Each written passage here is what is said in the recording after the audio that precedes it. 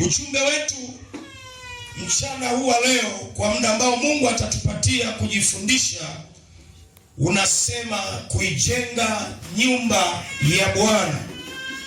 Unasema kuijenga nyumba. Kwenye sura hii ya kwanza katika mistari hii 15 au 14 ambayo tulikusudia kwa mwanzo wa ujumbe, lakini tukasoma mpaka 15, ni maneno mazito sana.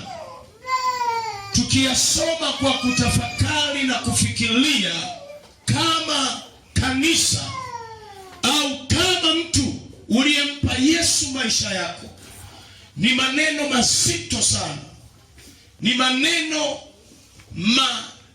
mazito yaliyobeba baraka, lakini pia tusipoyafanyia kazi yanazuia baraka zisitokee kwenye maisha yetu. Katika sura hii sitaki sana nieleze kwa habari ya Hagai, lakini ni nabii mdogo kati ya manabii wadogo, kwa na yeye ni nabii mdogo, na sababu za wasomi wanasema huyu ni nabii mkubwa na huyu ni nabii mdogo, kwa maana ya wakina Isaya, Yeremia na wengine kwamba ni manabii wakubwa, ni kwa sababu tu wameandika sura nyingi kwenye Biblia. Wengine pia walikuwa na ujumbe mzito sana. Mfano Danieli ana sura 10 na kitu, lakini ana jumbe nzito sana za siku za mwisho.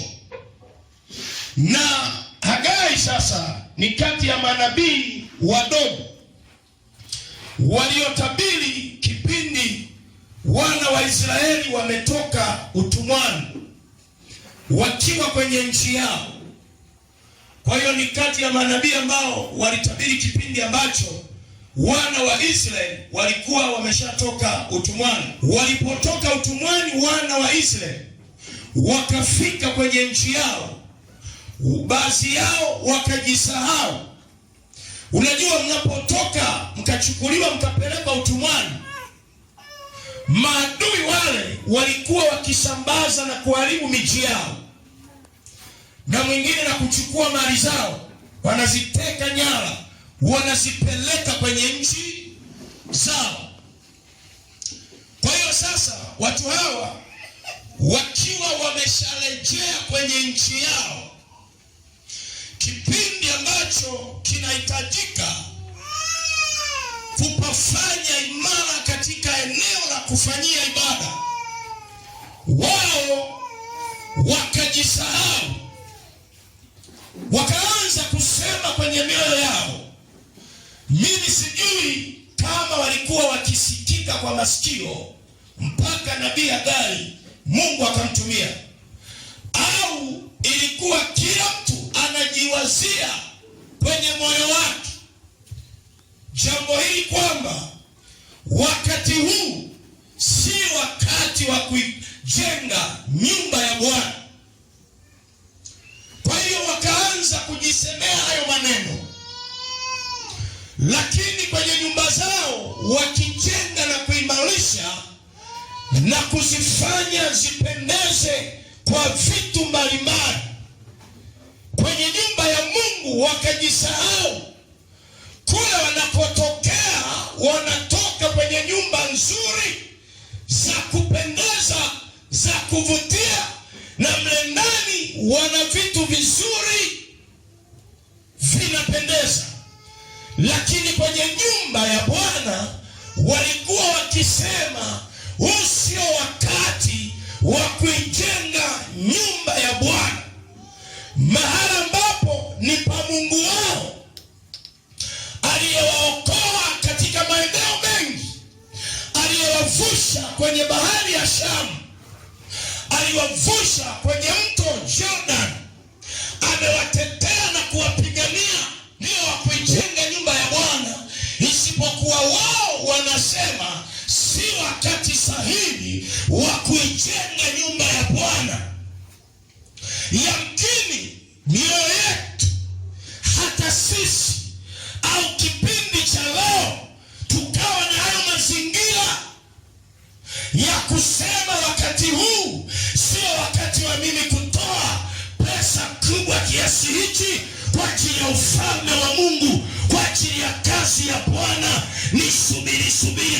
kuanza mpaka nyumba ya Bwana ifike mahali fulani, na mimi nikifika mpaka nijiridhishe. Yamkini tunayo maneno, tunayo mawazo ndani ya mioyo yetu, na Mungu ni Mungu anayeona, anaweza yote, anajua yote, yupo kila mahali, ni wa milele. Kwa hiyo chochote ambacho mwanadamu anaweza kufikiria au kuwaza ndani ya moyo wake, Mungu anakielewa. Kwa hiyo hata wao wakati wanawaza, Mungu alielewa, akaminua nabii nyakati hizo anaitwa Hagai, akatia ujumbe ndani yake, maana anajitambulisha alikuwa ni mjumbe wa Bwana. Kwa hiyo akatia ujumbe ndani yake, na ujumbe ni kwa ajili ya kujenga nyumba ya Bwana. Mwambie mwenzako leo, mchungaji ana ujumbe wa kujenga nyumba ya Bwana. Endelea kumwambia mwenzako, tikisa mwenzako, usikae kihoehae hapa. Mwambie mwenzako ni wakati wa kujenga nyumba ya Bwana. Inuka, kazi hii inatuhusu wote. Inuka, kazi hii inakuhusu mtu wa Bwana. Huu ndio wakati wa kupanda mbegu ya michango katika kujenga nyumba ya Bwana. Haleluya! Ziko baraka za watu wanaojitoa kwenye mwanzo wa kazi ya Bwana, wanaitwa wazaliwa wa kwanza, wanaokumbukwa na Bwana katika ufalme wa Mungu. Haleluya! Sisi ndio wazaliwa wa kwanza.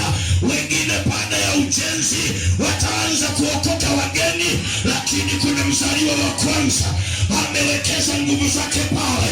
Nataka nikutie moyo kanisa, tunayo safari kubwa ya kuijenga nyumba ya Bwana, na hiyo ndio alama ya kipekee dunia nzima kumsimamishia Bwana madhabahu yake, ili watu waweze kuokolewa na waweze kuponywa kupitia madhabahu ile.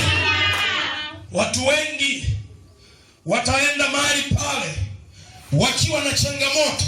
Yesu atawaponya, anawaponya, lakini kuna mtu alitoa hela ya kokoto, alitoa hela ya simenti, alitoa hela ya tofali bila kujihurumia. Kwa hiyo tatizo analiona nabii Hagai, kufikiri kwamba muda huu si sahihi kuijenga nyumba ya Bwana, na hii inapelekea jambo la kwanza, kugeukia mambo yako mwenyewe. Unapokuwa na fikra hizo kwamba huu wakati mimi bado sina, mimi bado najitafuta, mimi bado najipanga, mimi mpaka nione bahati zimekuja, mimi mpaka nione imefikia kwenye hatua fulani.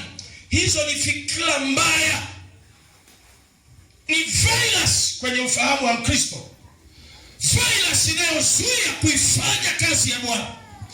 Inakufanya hiyo virus ugeukie mambo yako mwenyewe. Hata Mungu aligombana nao, akawaambia, mnafikiri ninyi ni wakati wa kufanya mambo yenu, wakati ninyi mnakotoka kuna nini jamani? Kuna mapambo ya mbao, nyumba ziko vizuri, mnalala pazuri, godoro ni 6x6, yani usiseme. Lakini nyumbani mwangu ambamo mmepata uzima na kuokolewa, mnawaza na kufikiria kwamba usio wakati sahihi wa kuijenga